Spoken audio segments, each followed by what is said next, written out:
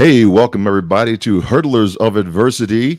You are on with John Register. This is just a virtual video podcast introducing you to people who have overcome tremendous odds, yet still find a way to give back to others. We have a fantastic show for you coming up. I can't wait for you to meet our guest. But I'm your host, two-time and two-sport Paralympic athlete, John Register. I'm combat veteran, Army veteran, and professional inspirational speaker. So welcome. And guess what? We're in a new year. So this is fantastic. I can't wait to jump into this year. We've had some challenges already, but that's what happens. We just kind of roll with it. That's why we talk about hurdling adversity, overcoming the odds and the tremendous odds that we have had in life. Please hit the notification bell or button wherever you're watching in from, wherever you're subscribing from. Subscribe to the show. We continue to build this tribe of inspirers. And so you are that. Inspirations, inspirers, inspirationalists are the catalyst to motivation. Motivation in turn causes actions. Actions lead us to transformational results. And those results, they re-inspire us or allow other people who are watching the process to actually catch the vision. So our guest today has been on once before, and I'm so excited to bring her back on because she has had some miles underneath her. And we'll get into that in just a second. The work she has done and been doing in Colorado Springs on building awareness for type 1 diabetes is now exploding onto the national scene. It's been wonderful to watch this young lady's growth from her kind of later teen years all the way to where she is right now. She was inspired. She has, the work she's been doing in Colorado Springs continues to build the awareness for type 1 diabetes, I said, but this young lady has a new job, has inspired people to run a marathon, and is a role model for how to live a life to the fullest despite having day-to-day challenges. So please welcome, for the second time, the marathon runner, solid rock arms. She got gunners. The lady with style, with the $1 million smile. This is Miss Tiana Cooks.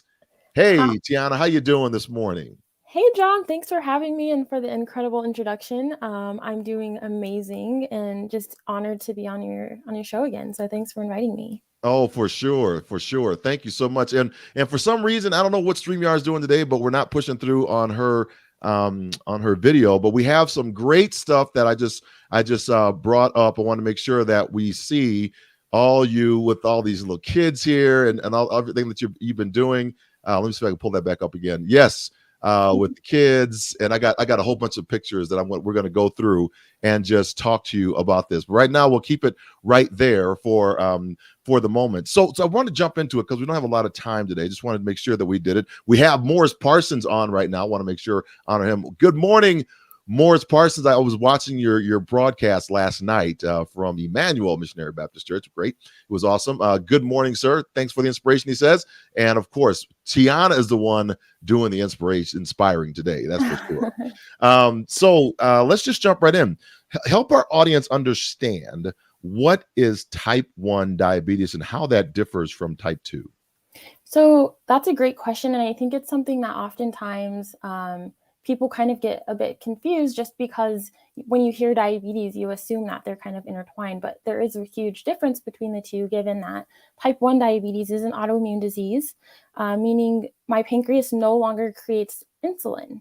So our bodies need insulin in order to break down our sugars. And when we eat and when we drink certain foods with carbs and sugars and things like that, the insulin essentially is what our body needs in order to break that down and to live efficiently. And so since I don't create insulin on my own, I currently use an insulin pump, which I wear 24/7, and it just gives me insulin. So I'm using Humalog insulin, and I take that, all day, every day. And then type 2 diabetes is a little different. Sometimes it can be a genetic thing where if your grandparents might have it, your parents might have it, then, you get it. Other times it could be, given certain circumstances, if your diet's not necessarily where it should be, or, you might need to exercise a bit more. So there's definitely a difference between the two, but ultimately, will probably need insulin either way, or some type of oral medication to handle type 2 as well. So you're saying the body does not break down the sugars in a way, so you have to have something that actually does it for you. Right. Is that correct? Okay. Yeah. Um, Mhm. so when I first met you, I was doing something I have never done in my life before. I was coerced into being a judge for the Miss Colorado pageant, and I noticed that when you came out and all the different clothes that you were wearing, you had your insulin pump showing.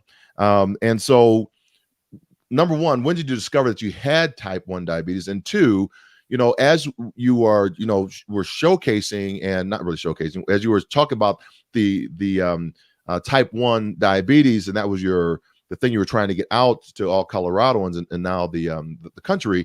Why was that so important for you to kind of be that example for others?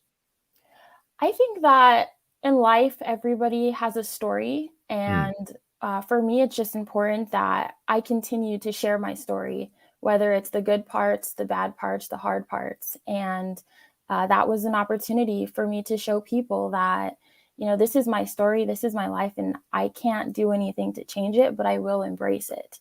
And I can show other people that it's okay to not be perfect. It's okay to struggle, but don't let that struggle define you or limit you from stepping out and fully embracing who you are in its fullness, including, whether that's diabetes or you're living with some other condition or setback, whatever that might look like. And so I think it's incredible too that you bring up the pageant that was so, so long ago. yeah. And I feel like I have definitely grown a lot since then, but ultimately my vision stayed the same. And that's just to continue showing people what they're capable of, regardless of what their circumstances are.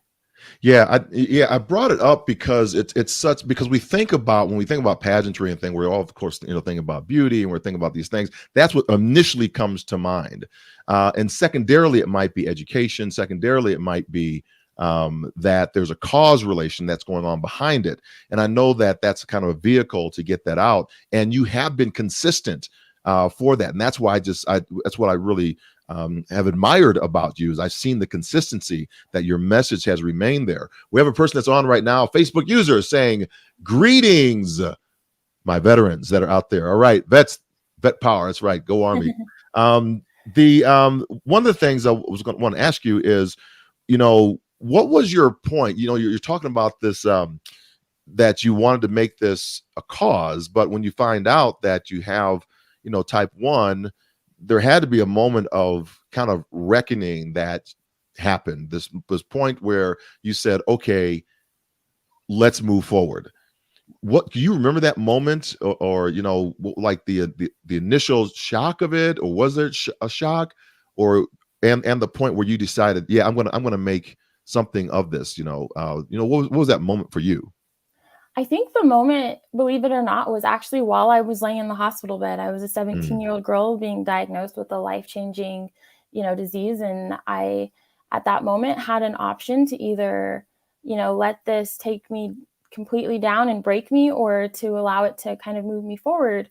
And this is something that I've recently started talking more about. But growing up, in Colorado, I had a lot of insecurities. I did mm, not like how curly my hair was. I wanted really straight hair that blew in the wind, and I wanted blue mm, eyes. And I went to extremes to try to look a certain way to fit in, essentially. And I battled with a lot of insecurities my entire life up mm, until I was about 17, and I did compete in my first pageant. And that's when I really realized that, I'm unique in my own way, and I need to start embracing, the different things about me. When I got diabetes, that was another obstacle that I had faced that I had no control over. And I think in life, when we're handed situations that we don't have control over, it's up to us mentally to decide whether we want to move forward and let it fuel us, mm. or if we're going to kind of let it, stop us in our tracks. And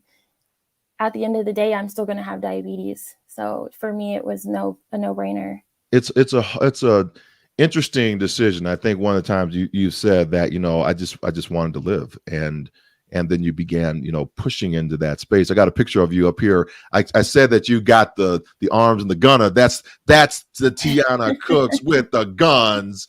There she goes, right there, ladies and gentlemen. I told you, she got the other hand is kind of cupped there. That's her gun rack when she puts her hand right on there. Gun rack. Um, but as you are moving forward, I have a picture up here. You did something that was just remarkable. I've been watching it. I was over in Dubai and actually before that, just watching your journey as you began to get a group of people to go run a marathon. I mean, what was that all about? I mean, why did you just pick 26.2 miles and say, I just want to run a marathon? That's going to be my the way I show that you can fight. You know what, John? I feel like in my life, I have really, I've said no to a lot of things, and I've remained extremely comfortable in this box because I feel like sometimes we get really complacent. And to me, I was like, you know what? Like I said, that vision has always been to show people what they're capable of. People that look like me with, brown skin and curly hair, like you can do a marathon too. You can step out of your comfort zone and try something new, because I feel like if this pandemic has taught me anything, it's that, life is so short, and at any given day, our things can be taken from us, our health, our whatever that looks like. And so this marathon to me was something that I did not only to show other people what is possible, but to show myself what I'm capable of. Yeah. And this was by far the most incredible experience of my lifetime. I just still don't even have the words. Like, this team that I was on, also every single person lives with type 1 diabetes. And so to see them out there, running, and people on the outside, all the spectators had no idea what we're going through and the challenges that it even takes to run a marathon. Like, it wasn't easy to just get out there and run, let alone running with diabetes. And so I remember telling the team, like, there's going to be a lot of people out there tomorrow, and a lot of them aren't going to know that you live with type 1, but I know what you're going through. I get it. And I feel like there's other people that are watching or that might have heard your story along the way who are now inspired. Maybe they won't run a marathon, but maybe they'll be, motivated to do something else that they thought they weren't capable of doing because of their diabetes or despite of. So, yeah. You said something there, and I'm going to honor this person here. So Samya has come in once again. She is just a fantastic individual. She says, Tiana, thank you for being so real and facing your obstacles head on. This is so inspiring. Yeah, because you're inspiring. She's awesome. Thanks, Samya. Both of you, I adore both of y'all. One of the things that you said was around, I see your type 1, right? Other people won't see it. When you talk about the juxtaposition of what you were saying, I didn't know how I wanted to show up or how I was showing up. I wanted the blue eyes. I wanted the straight hair, not the kinky hair, but the curly hair. Talk about that and juxtaposing that next to the invisible disability of living with type 1. How is that the same or similar, or in like maybe even in treatment of that you maybe have discovered? Yeah. So when I said that I didn't necessarily love my hair, I really didn't. It was something that every single day I woke up and I looked myself in the mirror, and I just didn't like it. I didn't like anything about the way that I appeared. And so in a similar way, I think in correlation to diabetes, it's like you wake up every day and you look at yourself, and I have on all of this equipment on my body. And, I've got to take insulin because my body doesn't create it itself. And so I think with anything in life, we're going to have to, overcome this mentality that we're not enough, or that we are not capable, or we are not able to do something because of our circumstances. And so, stepping into this marathon, I think I had experienced so many setbacks. Hmm. I had to get 2 cortisone shots in my knees. As a result of getting the cortisone shots, I was in the hospital or in the urgent care for a whole day because my blood sugars were high for 2 weeks and I couldn't get them down, which means I wasn't able to run. And so after I got that figured out, I got back outside. I was running again, and unfortunately was approached by a man who was following me through the neighborhood. So I was being, kind of like stalked, had to go find a new place to run. I couldn't run in my area anymore. Oh, Then I wow. got strep throat.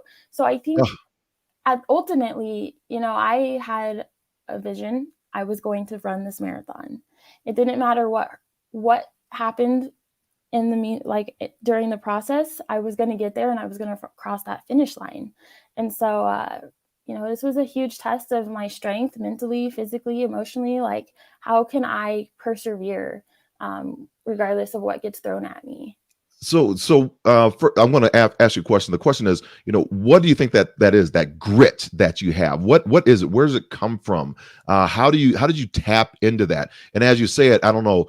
When I look at this picture right here, I'm like, that person that was following you probably is going to be in more trouble with those ripped. Look at that. I can wash my clothes on your abdomen, right? That washboard. Look at that. Boom. You're hilarious. You know what?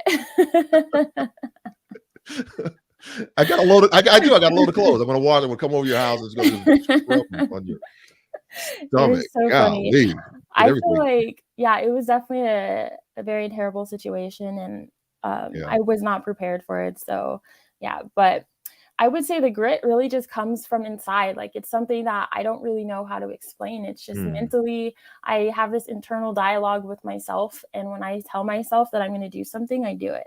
And I think speaking those things, talking to yourself the way that you would talk to someone else, if your friend was like, I don't know if I could do it, you're going to be like, yes, you can. What do you mean you don't know? Like, I know you can do it. You're strong. Like, you could do anything that you set your mind to, and those are the same thoughts that we need to start feeding ourselves. Hmm. So every day I just was like, okay, Tiana, you can do it. During the marathon, man, I just wish that everybody got an opportunity to experience it. And I'm like, you know what, you should do a marathon. And usually people are like, oh, I can't do it. And then there's some, like, reason behind why they can't do it. And I'm like, That'd be me. but ask yourself this, like, why can't you do it? Why do you think you can't do it? Why can't I do it? Yeah. Uh, I, I, I, I, I think the reason I can't do it is because my brain doesn't want to do it. Right. That's I just think about. I watched our athletes when I ran for the University of Arkansas being dropped off 18 miles out on a country road, and John McDonald, our head coach, in the truck in front of them, or he would go up ahead of them, timing them every 5 miles. And I'm like, 5 miles? That's when y'all get timed at 5 miles? I just want to run one lap around the track, and sometimes I'd only want to do that. Um, but I am, as I take off to Denver today in my car, I am going to do about 3 marathons on the way to the airport. So there you go. That is so funny. I feel like that's the thing, though. I never thought I would do a marathon in my life. I was like, Yeah. no way. I don't like running. I could never. And when I tell you that I just flipped the switch in my brain and I said, Yeah. I'm going to do the marathon. I can do the marathon. And I started changing the way that I was talking about it. That's Hmm. when I realized, like, the only person that is stopping me from this is myself. And so, when I literally started telling myself I was doing the marathon, that's when I started believing it, and I was able to do it. And so I feel like everybody who, if whatever you want out of life, whether that's in your career, in your personal life, you can do it. Just flip that switch. Flip the switch. I love that. Flip the switch. Flip the switch. I may flip the switch, but not for that long, sister. Um, so I think you say something that's really powerful here. And if you have a question in the last about 8 minutes, we're talking with Tiana Cooks here, type 1 diabetes Survivor, and she's just crushing. She's got a whole group now. She's been on all the. She's rock star famous, y'all. She's rock star famous. You said about talking to yourself in affirmations, and and the importance of that, to say that I can do this. And when you have the naysayers that are out there, how have you been able to say, you know what, I'm not listening to that voice. I'm going to listen to my own voice, or surround myself with the people that are going to support me. And Samya says, amen. The only thing stopping me from doing something important for me is myself. So you got another fan out there with that. And then after you answer that kind of question right there, talk about this amazing picture with you kind of biting the metal. You floated, you got it done, and I want to hear about that. Yeah, I feel like with anything that I've gone through in life, there has been somebody along the way that was like, I don't know if you can do it, or they didn't believe in me, or didn't 100% support me. And as I'm getting older, I'm starting to realize that that's just life. Yeah. You could have 10 people who are rooting for you and 10 people who aren't. Yeah. But it's ultimately, it's when you start doing things for yourself, it doesn't matter who you have for or against you, as long as it's for you, so I was. And look at this. And look at this picture. Yeah, and this is the end result. This is to all the haters out there. I did it. You weren't Exactly. on the trip with me. People, That's a my lot of times freestyle. people will, when I tell them that I have type 1 diabetes, they are shocked. They're like, wait a second. You can still do this? Can you, they have these questions, or they tell me these doubts that they have for me. And I'm like, okay, well, I mean, there's nothing that I haven't been able to do with diabetes yet. So I don't plan on stopping. And this is one of those things, this was after running the 26 miles.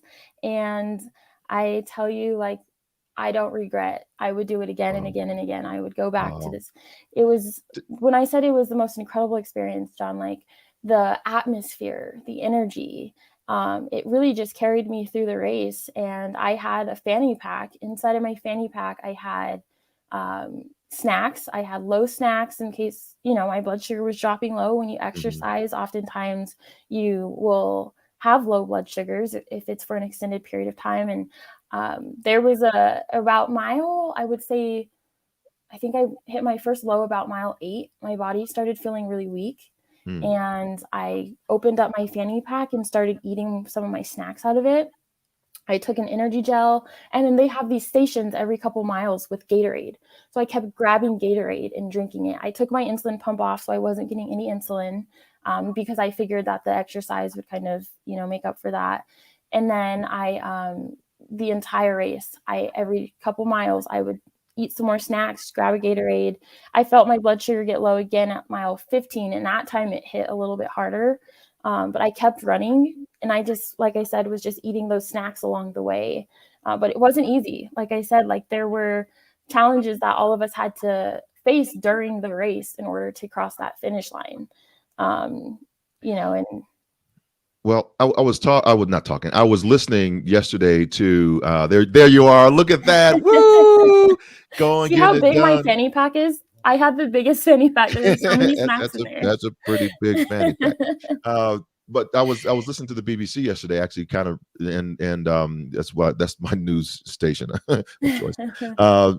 But they were talking about type 1 and type 2 diabetes as well. But they were saying exercise and warming up, cooling down is really good for and to help with it. And I thought that was pretty fascinating that we're going to have this conversation today, and you were just getting out there, getting it done.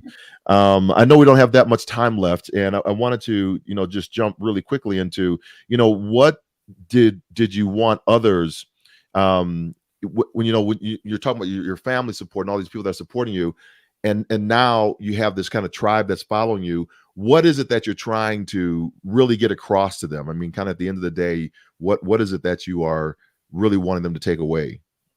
We're all on a journey. This life is a journey. And it's about making the most of the journey that we are on. It's not about the person to the left or the right of us. It's about our personal journey. And really enjoying the experience. We only have a limited time here, so enjoy it. Whatever it is that you're doing in life, figure out a way to just be grateful for whatever it is.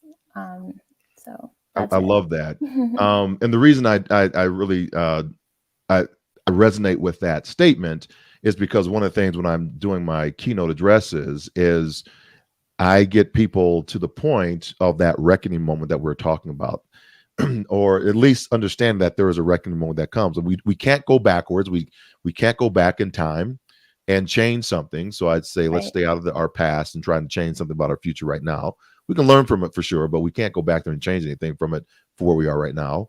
We can certainly forecast our way out into the future and then come backwards from that time and then maybe make some changes for the outcome that we want. But we have to be, so focused on the present moment. That's really hard because other people, as you said so eloquently before, other people will believe for us what we can or cannot do, which basically is based upon what they believe they could or could not do if they were in our situation. Right. And then we have society that dictates to us, oh, you live with type 1 diabetes, you can't do this. Well, who are you to say that I can't do it? I'm doing it. I just did it. And I just ran. See, I got my fingers up. I got the peace sign going, and I'm helping kids now, right? And look at these great shots. Oh my gosh, holy cow! I think this is why it's so important to say to those that would have us think that we can't do something is to not really pay attention to it and just show them the result of it being done. Samya's come back in with one more thing that she says. I learned this very early, that people who criticize you are the ones who want to be you. That's interesting. Yeah. They wish they had your inner strength and power. You are awesome. That is so sweet. Thank you. Yeah. So make sure, how do all these folks that are listening in from time to time, and they're going to watch this later on and replay this, how do they find you? How do you get on and join the Tiana Cooks bandwagon like myself? I'm most active on Instagram, so you can find me at Tiana Cooks. And then I'm also on LinkedIn, also at Tiana Cooks. All of my platforms will just be my first and last name. And then if they ever want to get in contact, shoot me an email, tianac611@gmail.com. Say it again. I stepped on you. Sorry. No, you're fine. It's tianac611@gmail.com. tianac611@gmail.com. All right. So you're going to be having probably a flood of inbox stuff now on that. So I want to thank you so much for being on once again with me. I truly am. When I was just smiling every time I saw the interviews on our NBC affiliate out here, KOAA. I was like, oh my gosh, there she is again. She's doing it. I love it. I love it. Because you are just one of those breaths of fresh air. Every time, it's kind of a foggy day out here, and you really do bring sunshine to people's lives. So thank you for the gifting of yourself, and blessings to you and your family. And thanks so much for being on today. That was so sweet. Thank you so much for having me once again. It was an honor. So I really appreciate you thinking of me, and blessings to you as well. Thank you. All right, that's her. We're gonna make sure that we post this back up. We'll put it out for everyone. I'll chop it up like as I always do, and we'll just make sure that you are following her, Tiana Cooks, and follow myself. We will make sure that we have this up so you can read it, replay it. I always say put the replay button, but there's no replay button anymore because of you all out there are so young. So Samya says, thank you, John and Tiana. We thank you, Samya, for being on, and Morris was on earlier. We just want to, everybody that's been on, thank you so much. So we are about to kind of wrap this show up, and remember to comment, like, and share, and then click the notification to be alerted when we go live. I go live on future shows. I began a new show for those who are interested in building teams. Samya was on there. She got a dose of it. I am on with David Singleton, who I met over in the United Arab Emirates. The next show will be in February. We're looking on a date right now to align our calendars, but make sure you are tuning in, because I'm going to be dropping parts of our conversation throughout the rest of January. That's going to be going on. And I'll also be sprinkling in Tiana's comments, because she has some really great insights I think that we can use in our business community, business life. So remember to be courageous. Make the jumps you know you need to make, because when truth outweighs fear, we commit to a courageous life. Go forth, inspire your world, because go is your command, forth is your direction, inspire is your vocation. Only you can do this. It's your world. You can do it. That's what Tiana said. And world, because it's your sphere of influence. For Inspired Communications International, my name is John Register. See you next week. Bye for now.